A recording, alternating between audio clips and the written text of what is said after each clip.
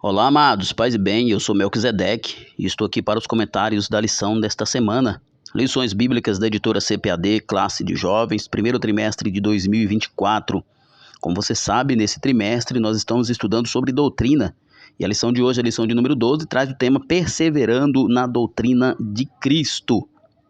Lembrando que o EBDenfoque.com está produzindo slides em PowerPoint de discipulado da revista de 2 ciclos e nós apresentamos aqui o primeiro ciclo. Temos aqui também o cronograma de postagem das lições, dos slides. Para mais informação, você deve entrar em contato conosco pelo site EBDenfoque.com ou pelo WhatsApp.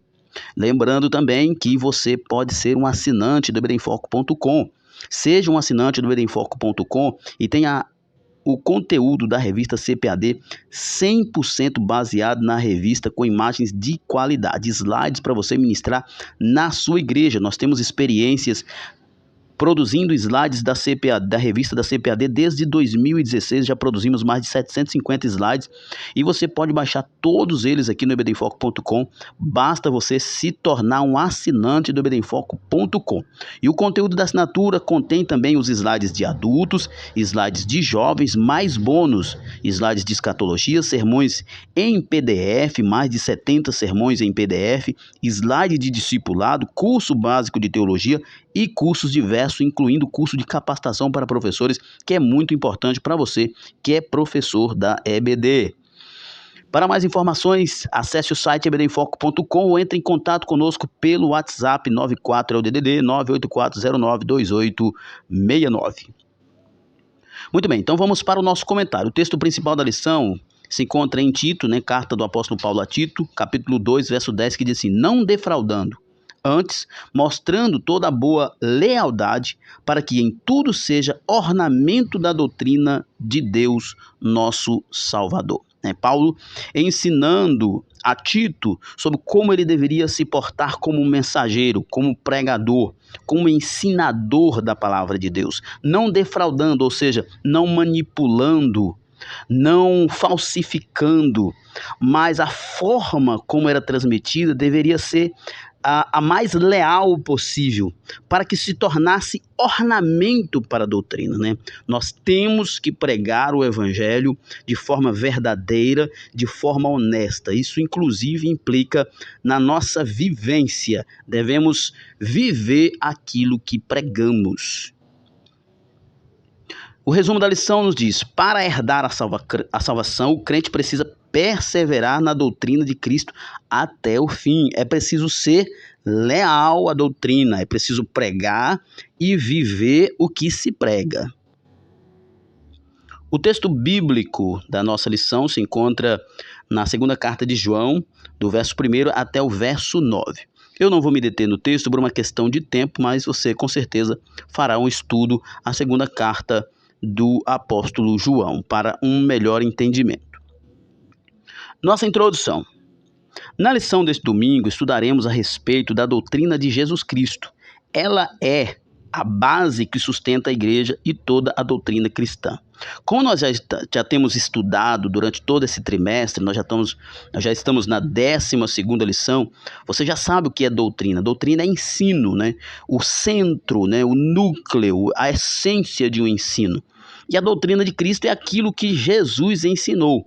E ela é a base do sustento da igreja. A igreja deve viver, a igreja deve existir e deve desenvolver as suas práticas a partir daquilo que Jesus ensinou, não a partir da perspectiva meramente humana e sociológica ou científica, mas a partir daquilo que Jesus ensinou. Veremos alguns dos principais ensinos de Jesus e a necessidade do crente olhar para si mesmo, vivendo assim em constante vigilância e oração. Como nós vimos no texto principal, o texto diz que nós não devemos sermos pregadores defraudadores ou falsificadores, mas nós devemos ser exemplo. Então, olha só, quando o comentarista diz aqui, nós precisamos, nós iremos ver os principais ensinos de Jesus e, a partir disso, olharmos para nós mesmos, para fazermos um comparativo, para vermos se nós realmente estamos vivendo de acordo com o que Cristo ensinou. Para vermos se nós não estamos precisando um pouco mais de vigilância, um pouco mais de oração, um pouco mais de amor. Enfim, nós temos que aprender os ensinos de Jesus para então fazer uma avaliação de nós mesmos para ver se nós estamos imitando Jesus. Nosso primeiro tópico, diante de um mundo imoral, a moralidade cristã. Nesse primeiro tópico nós vamos ver conceito de ética e moral e algumas aplicações, né? Precisamos compreender o significado de ética e moral. O termo moral vem do vocábulo latino mos, do adjetivo moralis, e significa costume ou uso, né? Moral vem de costume, do uso dos costumes, né? Inclusive, entende-se que a moral humana ela é um tanto quanto relativa de acordo com a cultura e com os tempos, o que é diferente da ética, né? A palavra ética vem do grego ética, de ethos, cujo sentido é aquilo que se relaciona com o caráter. A ética ela não é relativa, porque uma vez que a ética se torna relativa, o caráter também é relativo, né? Então a ética é todo aquele conjunto de ideias que estabelece os relacionamentos, né? A ética está diretamente ligada com a convivência e com a moralidade de cada pessoa. É por isso que a ética trata mais do aspecto teórico e estuda a respeito do que é certo, né? A ética fala mais daquilo que é teórico, do que deveria ser, de como devem ser os relacionamentos, de como devem ser as condutas, né? Enquanto que a moralidade lida com aquilo que é prático, né? Se o que eu faço é moral, se o que eu faço é digno. Por exemplo, moralidade está ligado ao que é certo por natureza e não ao momento ou a quem está vendo, né?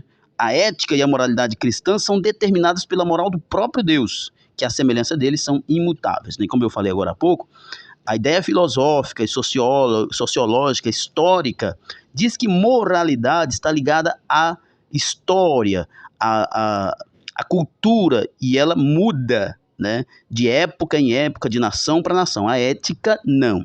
Mas quando nós falamos de ética e moralidade bíblica, né, ética e moralidade de Deus, ambas não mudam nessa perspectiva, porque ambas estão ligadas diretamente ao caráter de Deus e Deus não muda. Assim como Deus, elas são e devem ser encaradas como valores imutáveis. A moralidade cristã diz respeito ao comportamento de acordo com as Escrituras. O nosso padrão de moralidade é a Bíblia, não é a história e não é a cultura.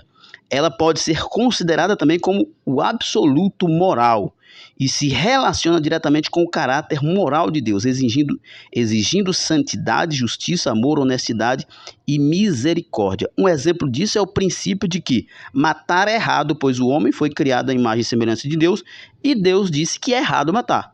Sendo assim, um mundo pautado na moralidade cristã seria um mundo marcado pelas características divinas conforme ensinados na Bíblia, que nesse aspecto que foi citado sobre matar é errado porque Deus disse que é errado.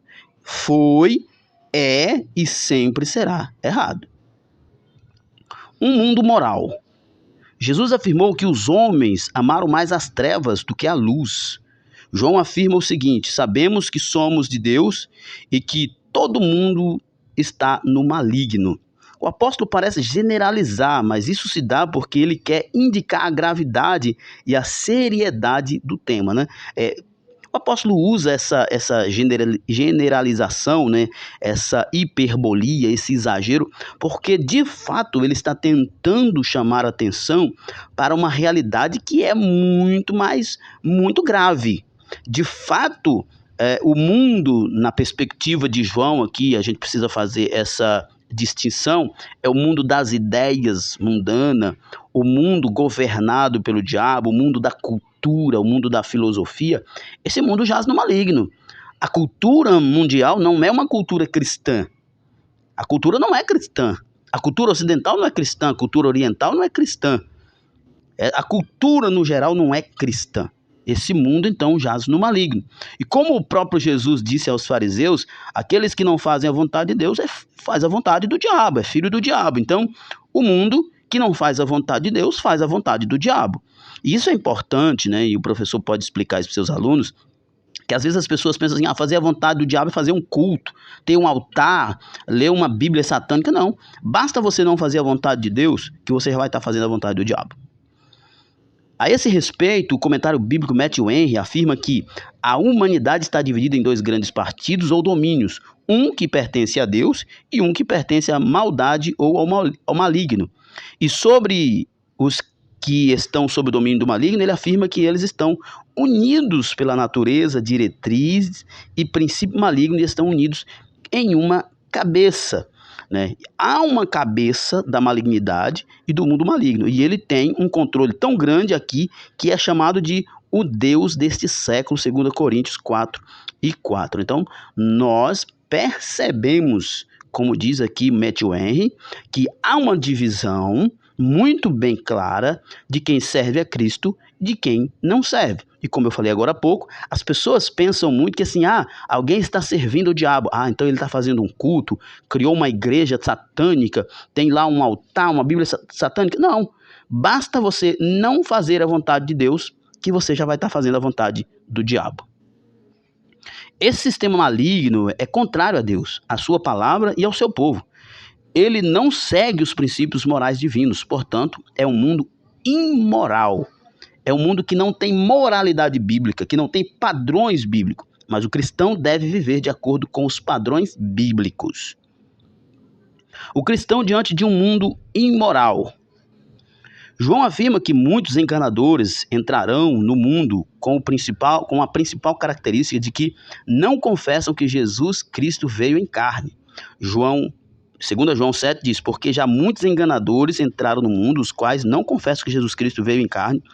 Esse tal é o enganador e anticristo. Olha só, João fala do anticristo como a personificação do diabo, e João fala do anticristo ou dos anticristos, daqueles que agem no espírito do anticristo, sendo anticristo, anti-Deus. Né? E nós estamos vendo, a cultura mundial era anti-Deus.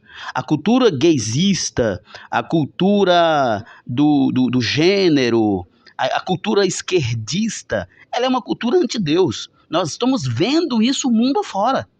Só quem é cego, ou quem já foi captado por essa ideologia, por essa cultura, é que não percebe. Mas nós estamos vendo que, de fato, tem muitas pessoas que usam o seu poder econômico, o seu poder político, o seu poder religioso para influenciar a cultura e disseminar ideias das quais eles distorcem a verdade bíblica, né? E uma das verdades bíblicas centrais é que Cristo é o Filho de Deus, ele encarnou, morreu na cruz do Calvário e ressuscitou. Se nós perdermos qualquer um desses elementos, então perde-se tudo. É neste mundo, é nesse mesmo mundo que os nascidos de Deus estão e são desafiados a vencer. 1 João 5:18-20 diz assim, sabemos que todo aquele que é nascido de Deus não vive pecando, mas o que de Deus é gerado conserva-se a si mesmo, e o maligno não lhe toca. Sabemos que somos de Deus e que todo mundo está no maligno. E sabemos que já o Filho de Deus é vindo e nos deu entendimento para conhecermos o que é verdadeiro. E no que é verdadeiro estamos, isto é, em seu Filho Jesus Cristo. Este é o verdadeiro Deus e a vida eterna. Nós estamos vivendo num mundo onde existe um Deus, né, que é o maligno, que comanda as ideias, as filosofias, as ideologias.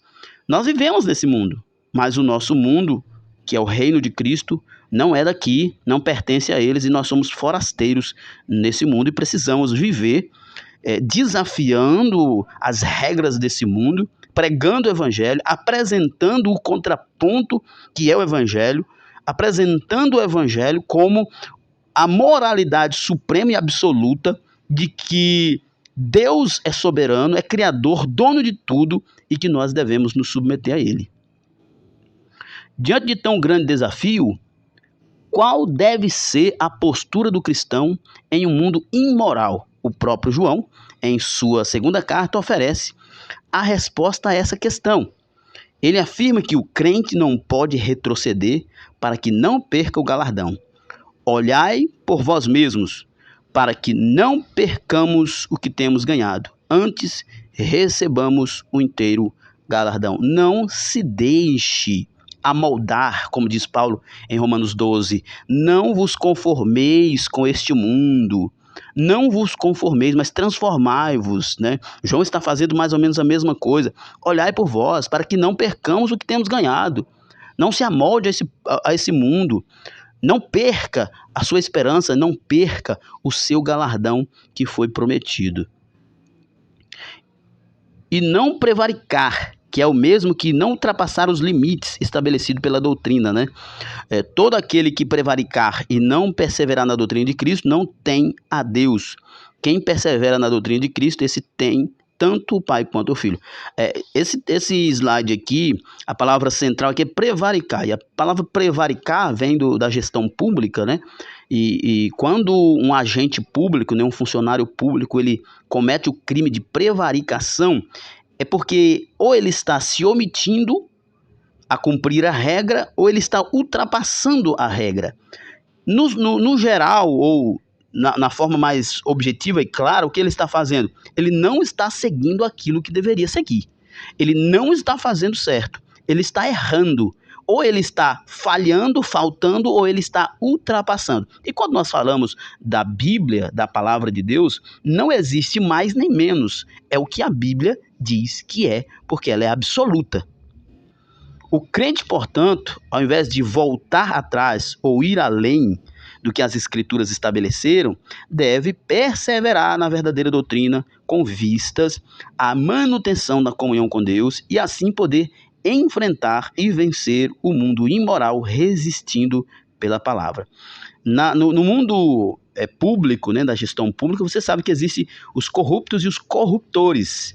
Sempre haverá alguém tentando corromper, mas, levando em consideração o que é estabelecido por lei, o agente público deve se manter na lei, de acordo com a lei. Assim é o que o escritor está dizendo aqui, ó. O mundo vai tentar nos cooptar, o mundo vai tentar nos corromper, mas nós devemos, pela palavra, resistir a isso. O padrão, o fundamento da nossa resistência é a palavra de Deus, são os ensinos de Jesus. Segundo tópico, andando segundo os mandamentos de Jesus. Os mandamentos de Jesus. O Sermão do Monte, Mateus 5 a 7, né, os capítulos 5, 6 e 7, é a mais importante mensagem pregada, ensinada por Jesus. Extenso, profundo e cativante, esse sermão tem sido considerado uma expressão ampliada e aplicada da lei de Deus entregue a Moisés. A conclusão desse sermão em Mateus 7 oferece um resumo e uma recapitulação dos princípios do reino de Deus exposto por Jesus, podendo assim representar a expressão fiel dos mandamentos de Jesus, né? Muitos expositores consideram, né, aqueles que acreditam no milênio, consideram que o Sermão do Monte contém os princípios da legislação do reino, as virtudes do reino. E eles estão assim dispostos. Relacionamentos interpessoais e saudáveis, não julgueis, não odieis, relacionamento saudável com Deus, né? Amar somente a Deus, adorar a Deus, caminho da salvação e o caminho da perdição, né? Só há dois caminhos, alerta sobre os falsos profetas e a seriedade do reino demonstrada na forma com que se dará o dia do acerto de contas, né? Lá no finalzinho do capítulo 7, Jesus diz que muitos naqueles dias dirão: Senhor, em teu nome profetizamos, fizemos maravilhas, mas ele dirá: eu não vos conheço, porque apesar de terem vivido os poderes do reino, não viveram para o rei. Portanto, aí estão os pontos pelos quais os mandamentos de Jesus são identificados e podem ser bem compreendidos. Basta uma leitura, nem falta tempo aqui para a gente fazer essa exposição, mas depois você faz uma leitura nos capítulos 5, 6 e 7 de Mateus para você entender melhor o conteúdo do Sermão do Monte. Mandamentos santificadores. Jesus foi mestre por excelência, ao ponto de até os servidores dos fariseus reconhecerem a sua sabedoria. João 7,46 diz: responderam os servidores: nunca homem algum falou assim como este. Eles ficaram surpreendidos como Jesus falava com autoridade, com poder, mas também com muito amor. Jesus ensinou por palavras, por meio dos sinais que operou na presença dos discípulos, ensinando princípios eternos, e até ao orar, o mestre compartilhou ensinamentos como se vê na oração sacerdotal, né? Onde ele diz que rogava não pelo mundo, mas pelos seus discípulos, pelos filhos de Deus que estavam no mundo, que precisavam ser livres do mundo. Jesus pediu ao Pai para que os discípulos fossem santificados na palavra, pois ela é a verdade. A referência à palavra de Deus tem relação direta com a verdade eterna da doutrina que Jesus ensinou. E em toda esta oração é possível identificar os aspectos fundamentais desses seus mandamentos: o verdadeiro conhecimento de Deus e a glorificação do Filho, a preservação do crente pela palavra da verdade e o compromisso dele diante de uma sociedade imoral. Portanto, os mandamentos de Jesus preservam o crente em um mundo mau e capacita-o a viver os propósitos divinos. Isso é muito importante, porque o mundo vai de mal a pior a cada tempo que passa. Mas os mandamentos de Cristo são imutáveis, sempre serão rocha, sempre serão terreno forte, né? Rocha forte para se estabelecer, sempre será luz para guiar, sempre serão padrões elevados para uma sociedade que queira se salvar. Os benefícios dos mandamentos de Jesus. Jesus afirmou que aqueles que fazem o que ele ordena são seus amigos. João 15,14 ele diz: vocês sereis meus amigos se fizerdes o que eu vos mando. Diante do desafio colocado ao colegiado apostólico, Pedro perguntou a Jesus qual seria o ganho deles por deixar tudo para segui-lo, ao que Jesus respondeu 100 vezes tanto já nesse tempo, e ainda acrescentou que no século vindouro a vida eterna. Ninguém perde em servir a Cristo. Ninguém perde. Billy Graham, se eu não estou enganado, foi que disse que ainda que o cristianismo não fosse a palavra de Deus, não fosse o evangelho eterno, não fosse o evangelho de salvação, ele é tão poderoso em seu conteúdo que melhora a vida de qualquer pessoa que deseja praticá-lo. E Jesus respondeu, Marcos 10:30, disse: em verdade vos digo que ninguém há que tenha deixado casa, ou irmãos, ou irmãs, ou pai, ou mãe, ou mulher, ou filhos, ou campos, por amor de mim e do evangelho, que não receba 100 vezes tanto já neste tempo, ou em casas, em irmãos, irmãs, mães, filhos e campos, com perseguições, e no século futuro a vida eterna, né? Terá todas as bênçãos de Deus, mas também terá perseguição. Sendo assim, os crentes que ouvem e cumprem os mandamentos de Jesus têm a garantia de bênçãos nesta vida e na eternidade.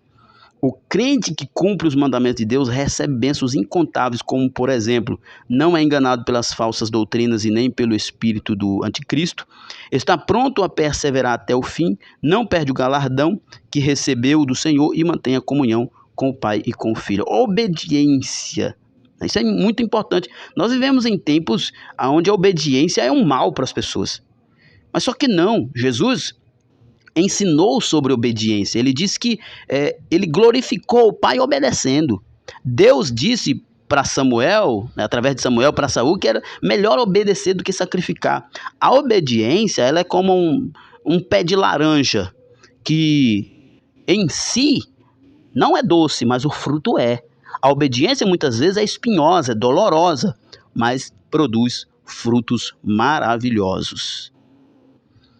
Terceiro tópico, olhando por nós mesmos.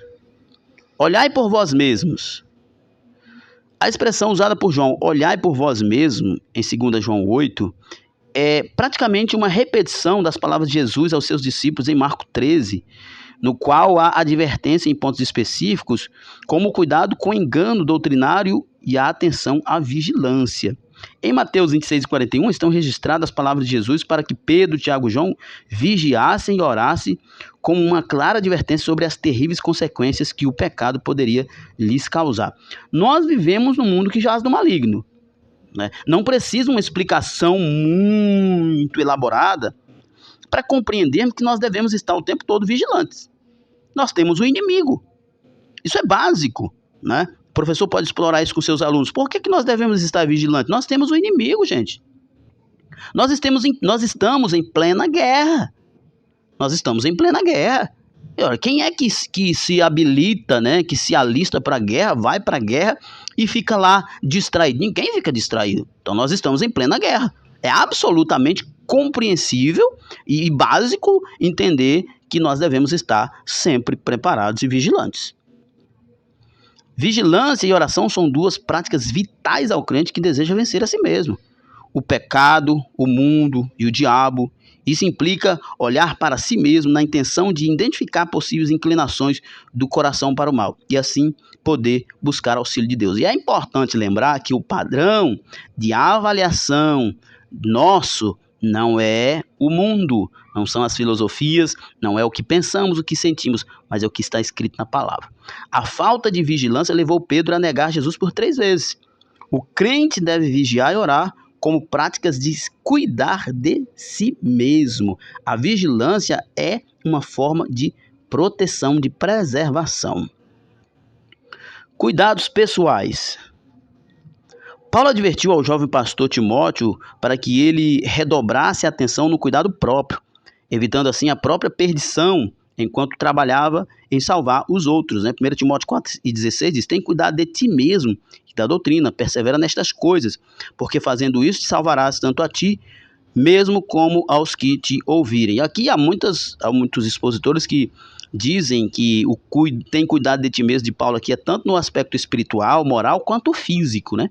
É importante que você se cuide, tenha boa saúde, tenha uma boa mentalidade e que você viva de acordo com a palavra de Deus. Paulo aconselhou Timóteo ao exercício pessoal na piedade, ou seja, boas práticas espirituais e ao cuidado da doutrina, mas rejeita as fábulas profanas e de velhas e exercita-te a ti mesmo em piedade. Além de cuidar do seu corpo, cuide da sua mente, do seu coração, cuide da sua alma. Em um mundo imoral e perigoso, o crente deve ter os cuidados acima expostos, além de outros, especialmente no que se refere à escolha das companhias e da natureza das conversas pessoais. Pois, como afirma o apóstolo Paulo, não vos enganeis, as más conversações corrompem os bons costumes. Hein? Paulo fala em Efésios também que as coisas que os pagãos, que os descrentes falam, sequer devem ser mencionados por nós, né? Nós devemos viver uma vida santa, uma vida pura. Portanto, intencionalmente, dedique-se a boas práticas e a obras companhias e, sob o poder do Espírito Santo, vença o mundo, né? Eu acabei de falar, nós precisamos entender que nós estamos em guerra. Nós guerreamos contra o diabo, nós guerreamos contra o mundo, nós guerreamos contra a carne, nós guerreamos contra o pecado. E todos esses inimigos estão o tempo todo ativos. Como disse Deus a Caim lá em Gênesis, o pecado está à sua porta. O desejo dele é dominar você, mas cabe você sobre ele dominar. Então, nós devemos o tempo todo estar vigilantes e devemos estar alimentados pelos ensinos de Jesus. Por isso que é incoerente, é profundamente incoerente, o professor deve explorar isso com seus alunos, um cristão que não lê a Bíblia. É profundamente incoerente um cristão que não lê a Bíblia. Vencendo o mundo. Depois de discorrer sobre a urgente e permanente necessidade de vigilância e oração, além dos cuidados pessoais que o crente deve ter, aqui se apresenta a forma pela qual ele pode enfrentar e vencer o mundo efetivamente. Destaca-se a necessidade de conhecer os desafios impostos por esse tempo. É importante você estar atualizado, né? Saber quais são os grandes problemas da humanidade, além de uma vida dedicada ao preparo espiritual. Eu acabei de falar, é incoerente, absolutamente incoerente um cristão que não lê a Bíblia.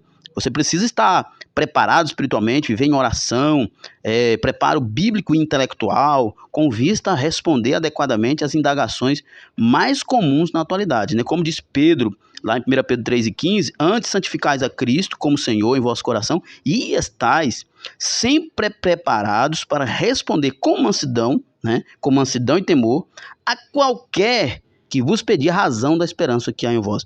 Há uma série de cristãos, há uma quantidade enorme de cristãos que se perguntar por que você é crente, ele não sabe dizer por quê. Perguntar ele por que você espera um dia ser arrebatado, um dia estar com Cristo, ele não faz a ideia do porquê.